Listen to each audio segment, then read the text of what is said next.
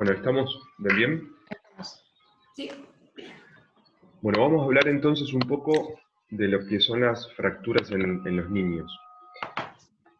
Hay algunas particularidades del esqueleto de los chicos que van a hacer que sea distinto en cuanto a sus trazos de fractura. Van a haber trazos particulares en el trazo de fractura de los chicos, distinto al trazo de fractura de los adultos, así como en el tratamiento. ¿Qué diferencias hay? O sea, el hueso de los chicos no es que es solo más chiquito que el hueso de los adultos, sino que la fisiología y su anatomía es distinta.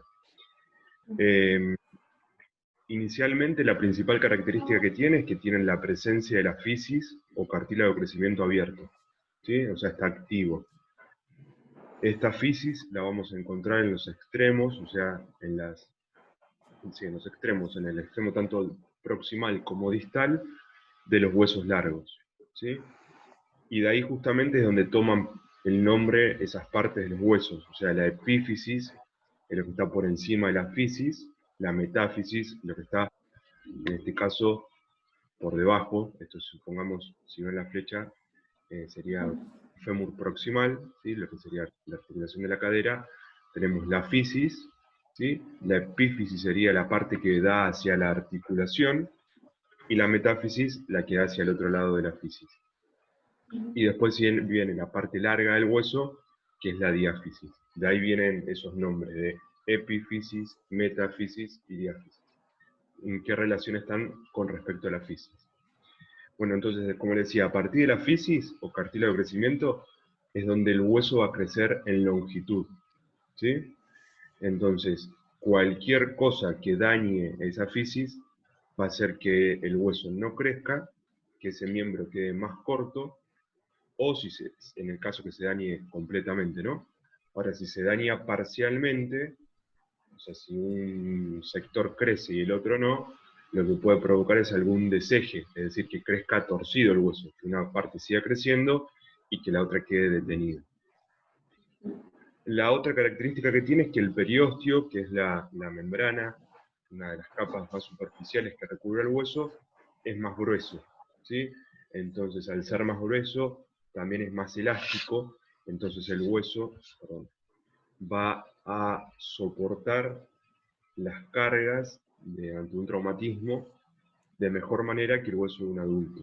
Entonces es más elástico, absorbe parte de esa energía, y a veces ante una misma energía de un traumatismo en un hueso de un adulto o de un anciano que ya está osteoporótico y se va a fracturar, en los chicos, como el hueso es más elástico, el periósteo es más grueso, no se llega a romper, a ver una solución de continuidad en las corticales, sino que se presentan patrones de fracturas donde hay solamente deformidades, ¿sí? Se tuerce, se abolla, se arruga el hueso, por decirlo de alguna manera. ¿Estamos hasta ahí? Sí. ¿Sí? Bien. Entonces, si repasamos un poco cómo es el proceso de consolidación de una fractura, este gráfico sería como un corte coronal de cualquier hueso largo, el que ustedes quieran. Esta imagen sería la de un hueso sano, ¿sí? Donde están las corticales, la medular y los vasos que entran hacia la parte medular del hueso. Cuando se produce una fractura, ¿sí? En este caso están lesionadas las dos corticales, es una fractura completa. Obviamente va a haber un sangrado, porque se rompen todos los vasos del periósteo, los vasos que entran al hueso. Entonces, al romperse esos vasos se produce un sangrado y se produce un hematoma. A partir de ese hematoma inicial, es instantáneo, digamos, que se activa el proceso para cicatrizar y formar el callo de fractura, ¿sí? Se empieza a hacer un proceso inflamatorio, donde se empiezan a reclutar células que van a hacer que empiece a intentar consolidar esa fractura desde el momento inicial. Aproximadamente a los 15 días de producida la fractura, lo que podemos ver es un callo que es cartilaginoso, o sea, se van diferenciando esas células en fibroblastos y se empieza a formar cartílago, ¿sí? Entonces ese callo es un callo cartilaginoso o callo blando, porque todavía no es rígido y estable como un callo óseo. Entonces es como si fuese un chicle. están los segmentos unidos, pero por un material que es elástico.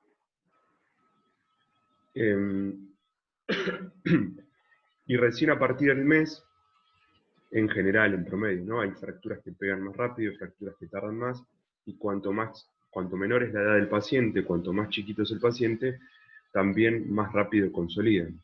Pero bueno, en promedio, pongamos como un tiempo estimativo el mes, ahí ya se forma el callo óseo, ¿sí? Un callo duro, que no se va ya a mover, a desplazar.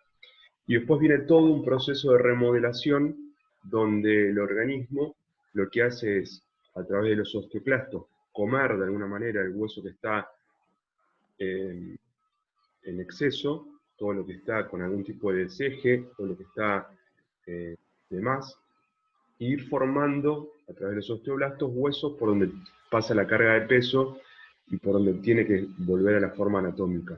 Este proceso de remodelación en los chicos es mucho más potente, por decirlo así de alguna forma, que en los adultos. Tienen mucho mayor potencial de remodelación que los adultos. Entonces podemos tolerar desejes o podemos tolerar algunos pequeños desplazamientos que sabemos que van a pegar, que va a consolidar la fractura con ese deseje o con ese pequeño desplazamiento, pero que con el paso de las semanas, los meses, el hueso va a volver a la forma más parecida a lo normal. Lo que sí no podemos tolerar es que la fractura pegue rotada, ¿sí? ¿Se entiende? O sea, podemos tolerar que pegue un poquito angulada o un poquito desplazada, pero no que pegue rotada, porque si no, el miembro va a quedar torcido. Entonces, las rotaciones siempre hay que corregirlas.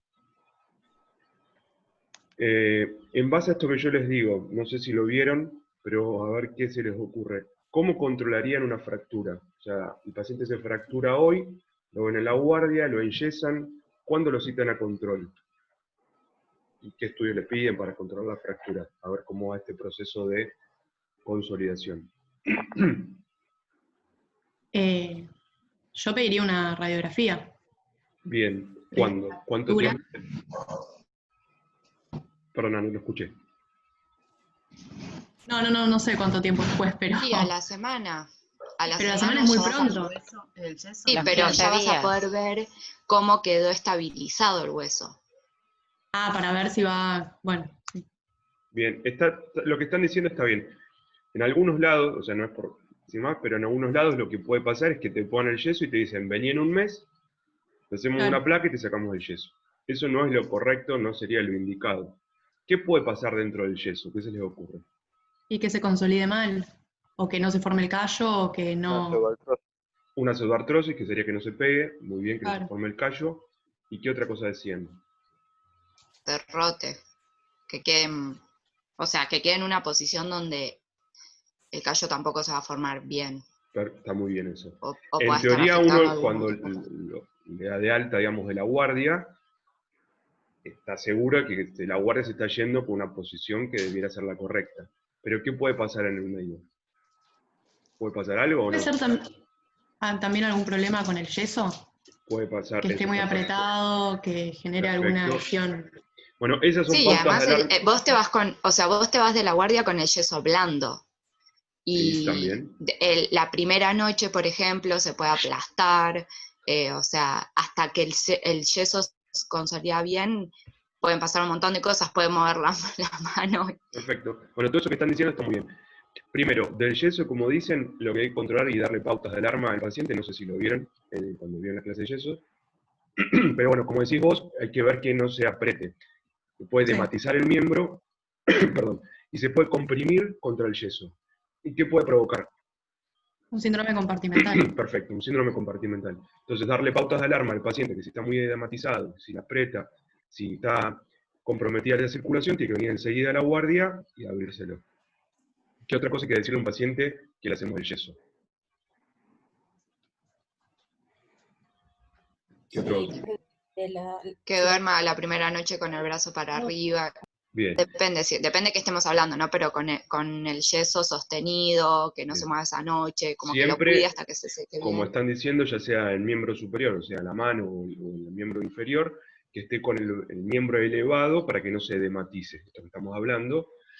Lo que decían también que tardan más o menos entre 24 y 48 horas en fraguar y secar todas las capas del yeso, entonces que no lo apoye sobre ningún borde filoso, puntiagudo, para que no se deforme, que no lo moje, obviamente, y que no se meta nada dentro del yeso, sobre todo en los chicos, que a veces se rascan, o se meten cosas, juguetitos, tapitas de virome, monedas, es muy frecuente encontrar esas cosas. Entonces, esas pautas de alarma son importantes dárselas al paciente antes que se vaya a la guardia.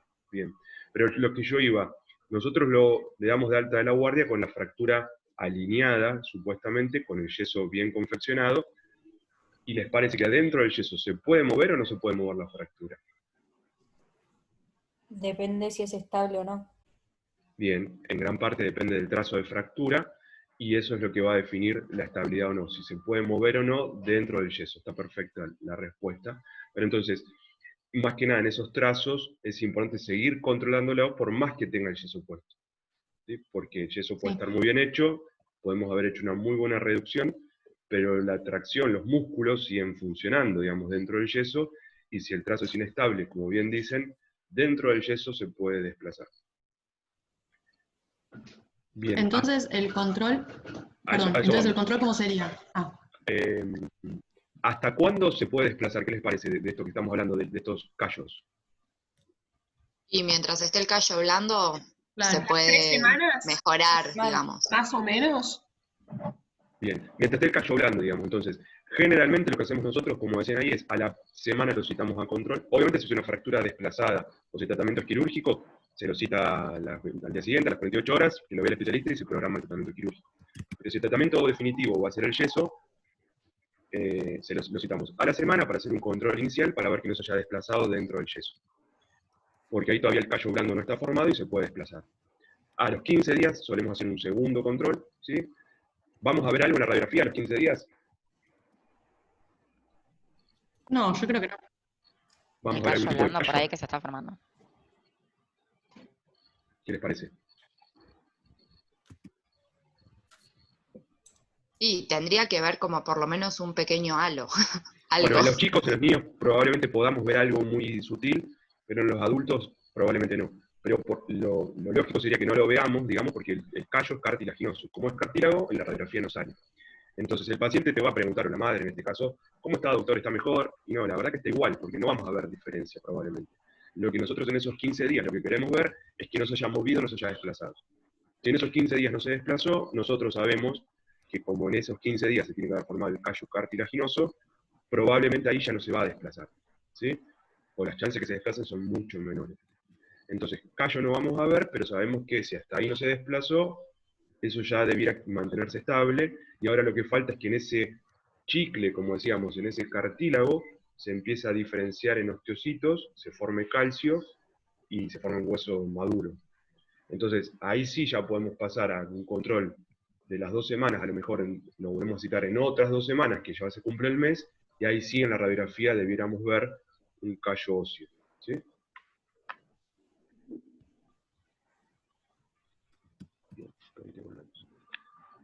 Bueno, esto en parte de las clasificaciones, que tenemos varias en traumatología. En los chicos lo que usamos es en las fracturas que afectan los extremos del hueso, ¿sí? O sea, en las epífisis y en las metáfisis, ya sea proximal o distal, no importa, se utiliza la clasificación de Solter y Harris. Esto lo que nos, digamos, lo que hace hincapié es en el trazo de fractura, qué relación tiene con la fisis, con el cartílago de crecimiento. Entonces, las tipo 1 van a ser fracturas que pasan a través de la fisis. Son los que, si se acuerdan, cuando vimos la clase de pediatría, que ahora después lo vamos a repasar, son ese tipo de epifisiolisis, donde la epífisis en este caso se desplaza. La energía pasa solamente por la fisis, no vamos a ver un trazo de fractura, una solución de continuidad en el hueso, sino que vamos a ver desplazada la epífisis de la metáfisis. ¿Sí? No sé si se entiende. La Salter-Harris tipo 2 es una fractura que también involucra la fisis, pero compromete un fragmento de la metáfisis. La tipo 3 involucra la fisis, pero el trazo se orienta y se dirige hacia la fisis, hacia la epífisis, hacia la carilla articular en este caso. La tipo 4 es un trazo de fractura que involucra tanto la metáfisis, atraviesa la fisis, y sigue hacia la epífisis, hacia la carilla articular.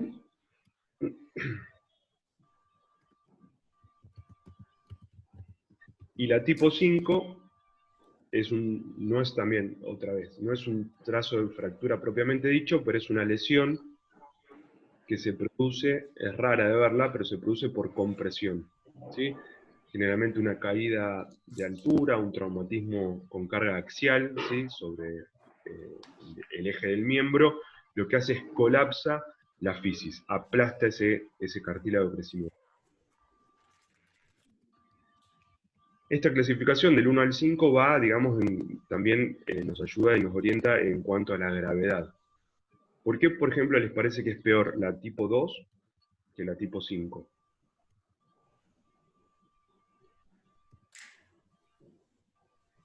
¿Por el desplazamiento? Perdón, ¿por qué es peor la 5 que la 2? Me equivoqué yo. Ahora sí. Exactamente. La 1, o sea, de forma que va subiendo el número, aumenta la gravedad. ¿Por qué la 5 es peor que la 2, por ejemplo?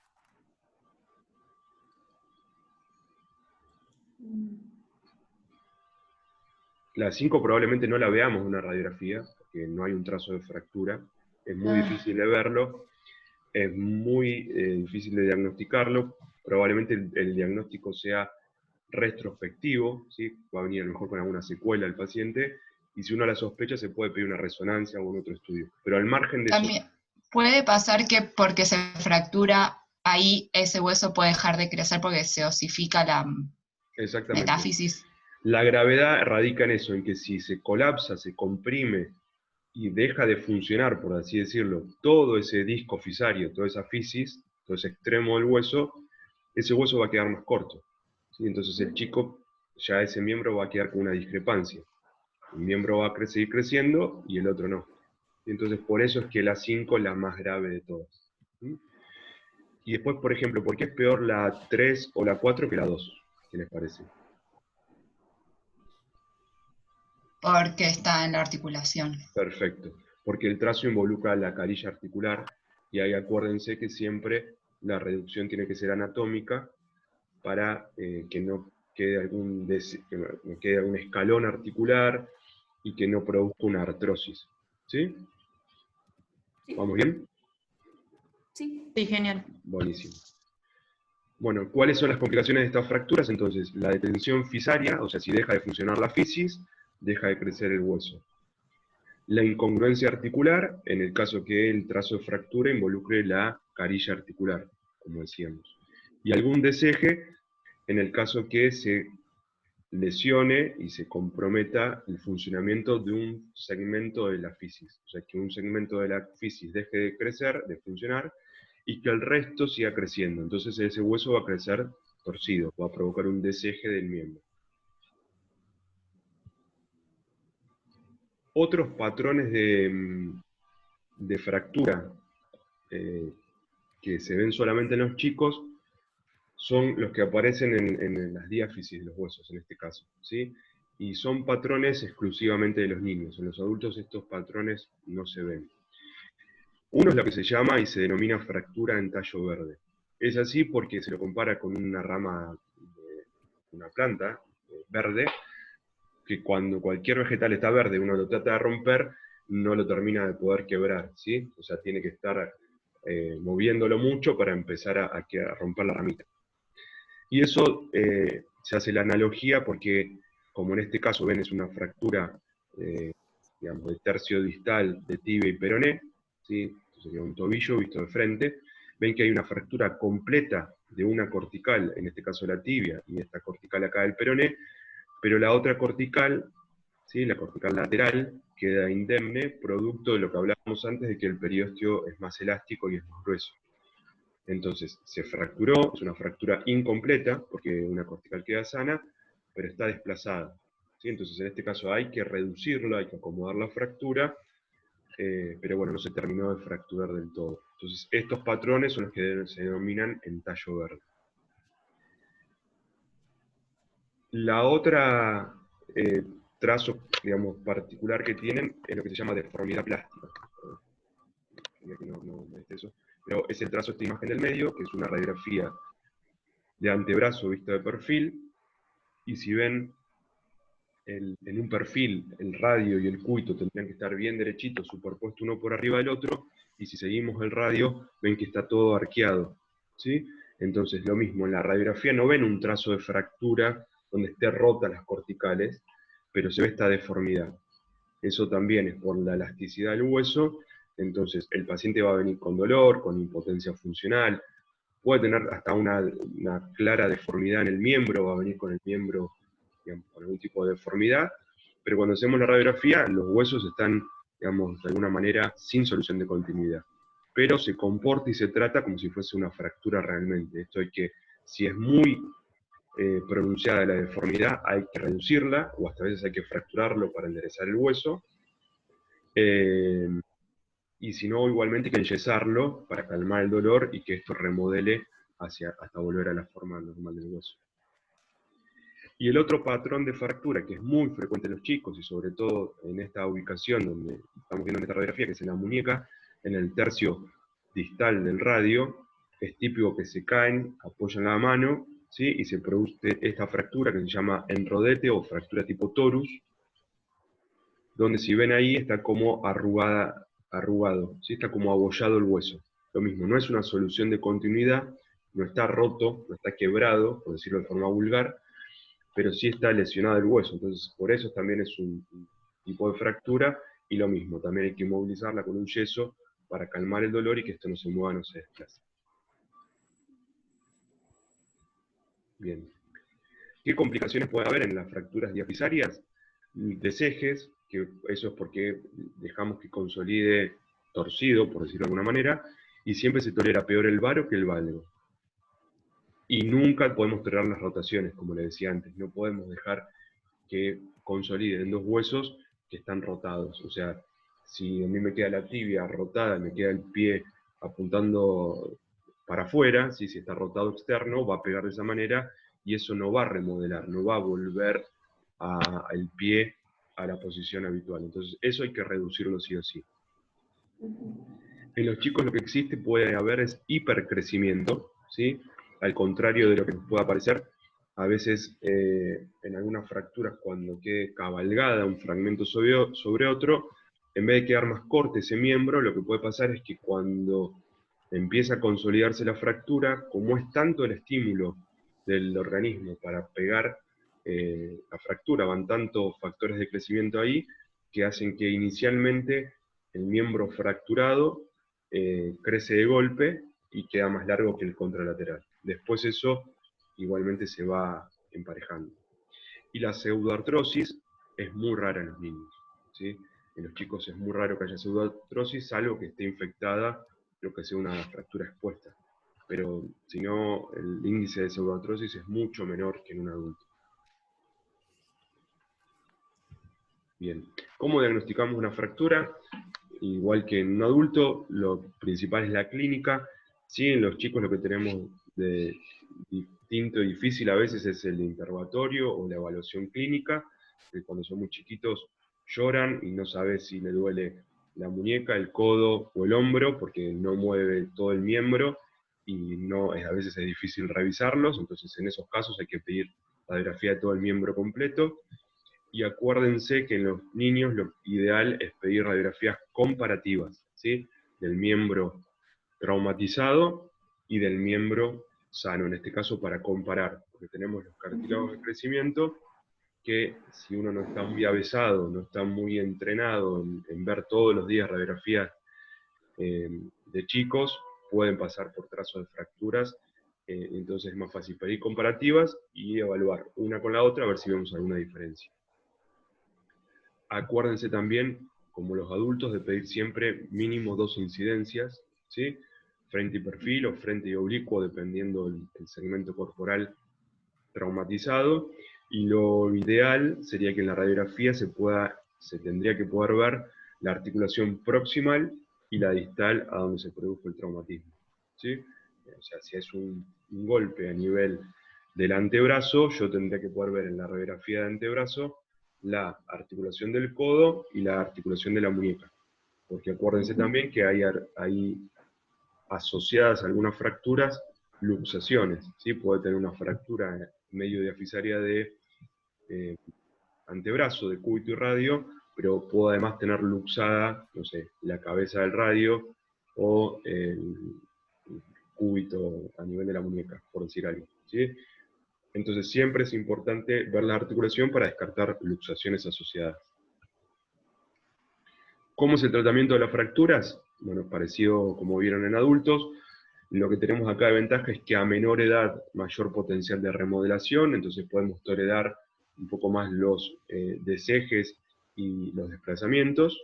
Y cuanto más cercana a la fisis es la fractura, obviamente sin que ésta la lesione, mejor remodela. Entonces, remodela mejor una fractura metafisaria, por ejemplo, que una fractura en la mitad de la diáfisis, ¿sí? Entonces, si la angulación de la fractura o el desplazamiento es tolerable, el tratamiento va a ser inmovilizarlo con yeso. No importa cuántos grados o cuántos milímetros, eso no lo tienen que saber ustedes ahora, si sepan que cuanto más chico, cuanto menor es la edad del paciente, mayor son los porcentajes de tolerancia que tenemos, tanto en la angulación como en los desplazamientos, ¿sí? Pero bueno, si está dentro de esos límites, el tratamiento es con yeso. Ahora, si la fractura está desplazada y excede en la angulación o en el desplazamiento tolerable, vamos a tener que hacer una reducción, ¿sí? Siempre se intenta primero una reducción cerrada, es decir, manipular el miembro tratando de acomodar los fragmentos, y si logramos una buena reducción, lo estabilizamos con el yeso. Si eso no es posible porque hay a lo mejor periósteo, músculo o algo interpuesto, bueno, hay que hacer una reducción abierta, eso ya es una cirugía, hay que abordar, o sea, incidir la piel, el tejido celular subcutáneo, la fascia, el músculo, llegar al hueso, acomodar, reducir la fractura. Generalmente, ya que hicimos todo ese proceso quirúrgico, se utiliza algún material de osteosíntesis, ¿sí? Alguna clavija, algún clavo, algún tornillo, lo que fuere, y se lo termina estabilizando siempre con un yeso, porque los chicos, si no, después en el postoperatorio se mueven, les duele, o se puede abrir la herida. Y acuérdense que las fracturas intraarticulares, como los adultos, siempre tienen una reducción generalmente abierta, tiene que ser anatómica, tiene que quedar lo más parecido a lo normal, y se le coloca también algún tipo de osteosíntesis y yeso. Este es un caso clínico, para que vean, un paciente, creo que tenía más o menos 9 años, tiene varios años el caso este, pero bueno, ven, es un antebrazo visto de perfil, ven la foto clínica, en la angulación que tenía, esa angulación obviamente no es tolerable, ¿sí? Y vean, estas son las radiografías iniciales, las de acá arriba, ¿ven mis flechitas? Sí. Sí. Este es el frente, ven que en el frente pareciera una fractura que no está desplazada, ¿sí? Obviamente con el paciente no hay duda que el desplazamiento estaba, pero si ustedes le mandan por WhatsApp, o no sé, o son el médico especialista y les consultan de una guardia y le mandan solo la radiografía al frente, es muy distinto a estar viendo al paciente o tener el par radiográfico, ¿sí? Ven en el perfil cómo estaba angulado, ¿sí? Entonces nunca hay que quedarse con la radiografía de una sola incidencia, sino que hay que hacer las dos. Bueno, si es una reducción cerrada, es decir, la manipulación, se manipuló el antebrazo, se lo acomodó, ven cómo quedó inicialmente en las radiografías dentro del yeso, ¿sí? Quedó bastante bien, hay un pequeño desplazamiento, pero va bien, y ven ya en las radiografías sin yeso cómo va remodelando y cómo se vuelve a permeabilizar el canal medular, ¿sí? Eso es lo que hablamos de potencial de remodelación. Bien, ¿dudas hasta acá? No, ¿No? no. ¿En niños se usa también la clasificación AO? Sí, se puede usar igual. Sí. Generalmente, en estos casos, usamos estas clasificaciones para ver el compromiso de la fisis. La de Salter y Harris, sobre todo. Pero sí, se puede usar igual la de la O. Dos palabras de fractura supracondílea de codo, es una de las fracturas más comunes en los chicos, por lo menos de lo que vemos en la guardia, y sí es una de las urgencias también que debemos atender con mayor frecuencia, valga la redundancia. Bueno, la fractura supracondílea de codo, entonces es una fractura que, como el nombre lo indica, va a afectar, digamos, por encima de los cóndilos del húmero. ¿Sí? O sea, es una fractura de húmero distal y se va a producir sobre los cóndilos. La incidencia mayor es entre los 5 y 7 años de edad, es más frecuente en los varones que en las mujeres, eso por lo menos en la bibliografía, y el miembro izquierdo o el no hábil es más frecuente también que el contralateral. El mecanismo es una caída con el miembro en extensión, ¿sí? O sea, cae como se ve en este caso y queda con el codo extendido. Este es el 95% de las fracturas, ¿sí?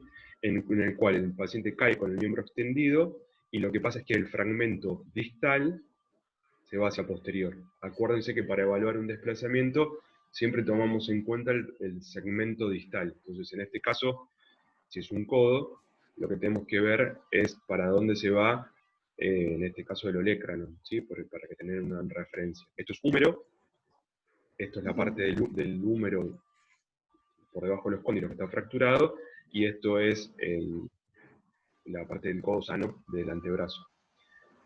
Entonces, si el antebrazo en este caso se va hacia atrás, decimos que el desplazamiento es posterior. ¿Sí? ¿Eso lo sabían? ¿Lo habían visto? Sí.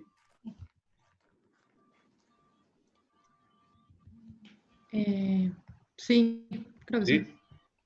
Tanto como para usted definir si un eje está en varo o en valgo, o si una Sí, fractura se está mira desplazada hacia anterior, hacia posterior, o hacia lateral o hacia medial, lo que tiene que tomar como referencia es hacia dónde se desplaza el segmento distal. ¿Sí? Sí, eso lo vi. Hay un 5% de estas fracturas que es al revés, que caen los chicos con el codo en flexión, y lo que pasa es que el fragmento se va hacia anterior. Pero bueno, eso es más raro, y como les digo, el 95% es esto, y lo que vamos a ver ahora es esto, es que caen con el miembro superior en extensión, y el fragmento se va hacia posterior.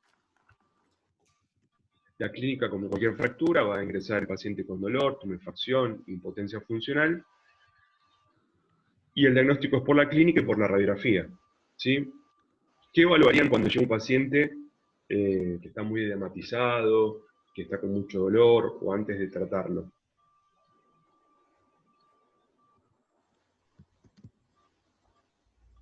Siempre tenés que... La sensibilidad y lo vascular. Perfecto, que no haya un compromiso neurovascular, o sea, que no esté comprometida la parte de la sensibilidad o la motricidad, que mueva y que sienta bien, por la parte neurológica, y la parte vascular. La parte vascular, ¿cómo Sí. la podrían evaluar? Con el relleno capilar. El relleno capilar, perfecto. ¿Qué más? Los pulsos, Los pulsos, Sí. bárbaro. La coloración. temperatura, La coloración, perfecto. ¿Qué más ahí? la temperatura, La temperatura, si está frío. excelente, todo eso ayuda. Y si les queda duda, también se le puede poner un saturómetro. ¿Sí? Un saturómetro en algún dedo para ver cómo está saturando. Pero eso que dijeron, color, temperatura, los pulsos, para ver que no esté comprometido.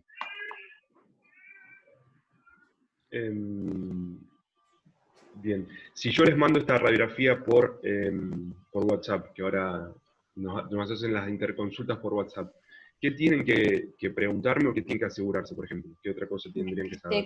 O sea, que se vean las dos articulaciones proximales para ver si hay luxación también. Bien, eso está Aunque muy sea una bien. fractura. Pero con esta imagen, ¿qué les daría miedo o qué tendrían que sospechar? ¿O qué tendrían que descartar, mejor dicho? Que haya otra lesión en la diáfisis o en el resto del hueso. O sea, necesitarías una placa completa. Una placa completa, perfecto. Pero con esto que estamos viendo acá, con esta espícula ahí. Las estructuras. La musculatura, claro, las estructuras cercanas. Bien, ¿y qué otra que cosa pasan puede por pasar? el codo. ¿Qué otra cosa puede pasar con esa espícula? Que haya sido una fractura expuesta. Perfecto. Primero entonces descartar obviamente que no es una fractura expuesta. Bien. Y lo que ustedes decían, que no haya un compromiso neurovascular. ¿Por qué les parece que puede ser el compromiso neurovascular en este tipo de fracturas?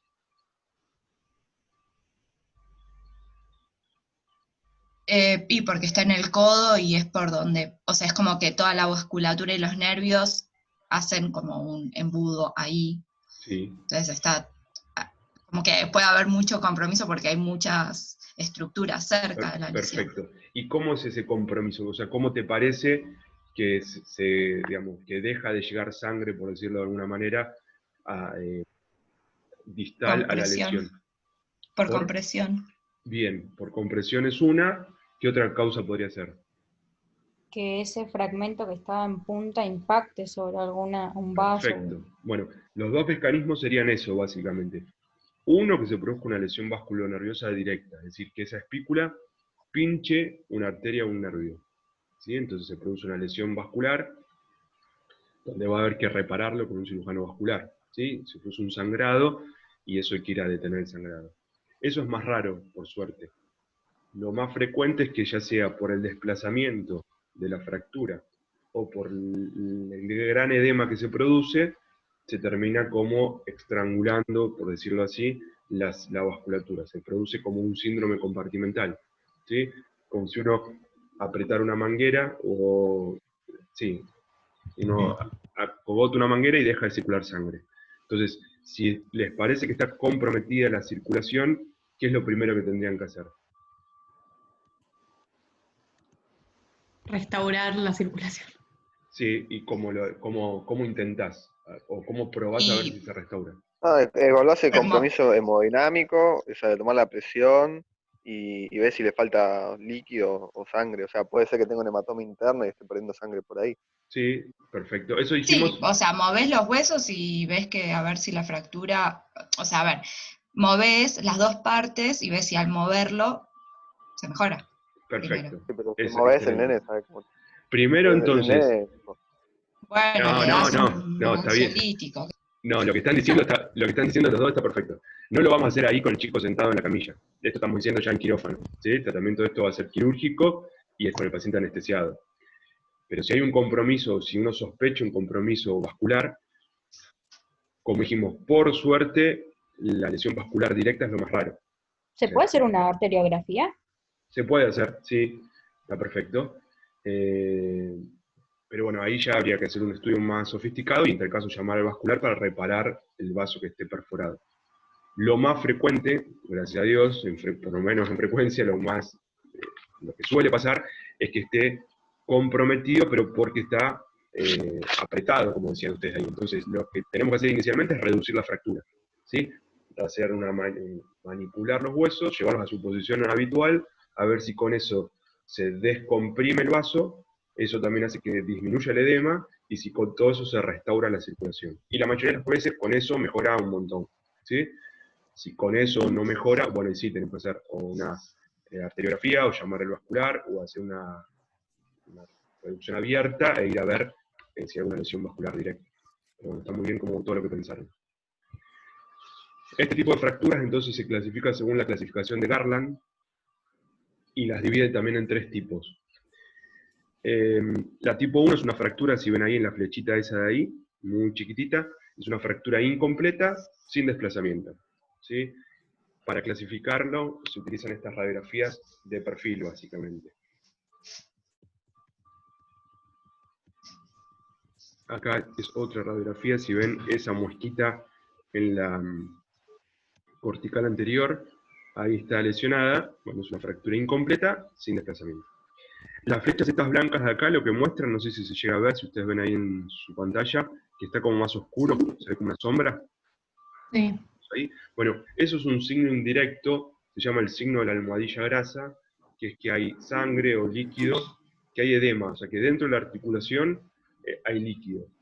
Entonces, si viene el paciente muy dolorido, si yo este rayoncito, esta fracturita no la llevo a ver, pero veo que está edematizado, que hay signos indirectos en las partes blandas, que eso está muy hinchado, bueno, por lo menos va a haber que inmovilizarlo, ya sea con un yeso o con una valva de yeso mínimamente, por lo menos para calmar el dolor y para evitar pasar por alto un trazo de fractura que no estemos viendo, y lo citamos a control y lo reevaluamos, ¿sí? Pero ante la duda siempre lo inmovilizamos.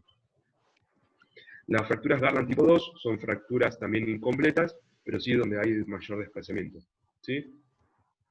Y las tipo 3 son fracturas completas, donde las dos corticales están lesionadas, y el desplazamiento es mayúsculo, no queda duda. Entonces, esto es lo que decíamos antes de tratar tenemos que evaluar los pulsos, la coloración, la temperatura de sensibilidad, y cómo las tratamos. Las tipo 1, que no está desplazada, el tratamiento va a ser un yeso braquipalmar, o sea, desde el brazo hacia la palma de la mano. Las tipo 2 va a depender del desplazamiento. Si es incompleta y no está casi desplazada, se puede hacer a veces un yeso y se lo puede controlar a ver que no se siga desplazando, y si no, las podemos pasar a tratar como si fuese una tipo 3. Y las tipo 3 se tratan con una reducción, siempre empezamos con una reducción cerrada, en quirófano, ¿no? Se anestesia al paciente, se hace la manipulación, intentando llevar los dos fragmentos, acomodándolos.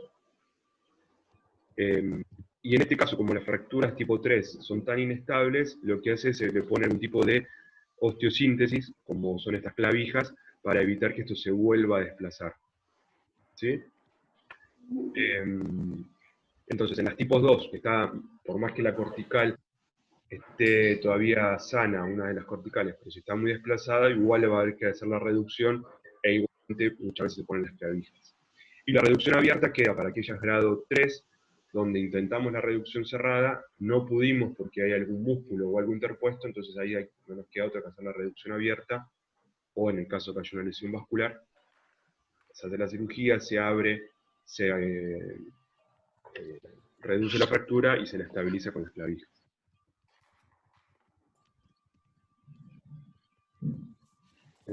¿Por qué? Estas son dos configuraciones que se pueden usar. Clavijas laterales, o una desde lateral y otra de medial. ¿Por qué usarían una u otra? ¿Qué les parece? ¿Qué riesgo tienen? Estas clavijas se ponen, yo les explico, generalmente se hace la manipulación, como decíamos, con el paciente obviamente dormido, anestesiado, y se ponen de forma percutánea, o sea, a través de la piel, solo un agujerito, se atraviesa con una clavija que tiene que tomar los dos fragmentos de hueso. O sea, no estamos viendo por dónde pasa la clavija, o sea, solamente lo vemos con rayos. ¿Sí? Estamos viendo en un televisor por dónde va la clavija, pero no vemos por dónde está pasando por las partes blandas. Entonces, ¿qué riesgo hay de poner estas clavijas a ciegas en el codo? ¿Qué les parece? Y ahí Y otra atravesás vez el cubital. lesionar nervios o vasos. Perfecto. Claro. Sobre todo, si ponemos una desde medial y otra desde lateral, ¿qué podemos lesionar? ¿Por lateral pasa algo? ¿Por el epicóndilo? ¿Cubital? Sí, el nervio. ¿Por El dónde pasa el cubital. cubital? ¿Por lateral o por medial? Por medial. Por medial, perfecto. El riesgo es ese, es pinchar de alguna forma el nervio cubital, que pasa por medial, entonces una forma es con mucho cuidado poner una por medial y otra por lateral, y si no, dos por lateral, de forma más o menos paralelas, divergentes, para no lesionar el nervio cubital. Perfecto. ¿Qué lesiones, qué complicaciones podemos tener? Inmediatas, o sea, ya sea porque la espícula lesionó un vaso, puede ser que se lesione la arteria braquial o el nervio mediano. ¿Sí? Una ramita del nervio mediano por lesión directa de la espícula, o sea, de la fractura. Y lo otro, que se produce un síndrome compartimental por el edema o el sangrado que se puede producir, se hace un síndrome compartimental. Y lesiones más a mediano plazo o más tardías pueden ser la lesión del nervio cubital, pero porque lo lesionamos nosotros en el procedimiento, o sea, eso sería iatrogénico. La contractura isquémica de Volkmann es por un síndrome compartimental no tratado, o que ya sea que redujimos mal la fractura o que la fractura lesionó el cartílago de crecimiento, la fisis, termine el paciente con algún tipo de deseje. En este caso ven el codo que queda ahí en varo. Sí. Bien, ¿dudas de esto? ¿Algo que les haya quedado? No. Entonces el yeso se pone, o sea, no es en el codo, va desde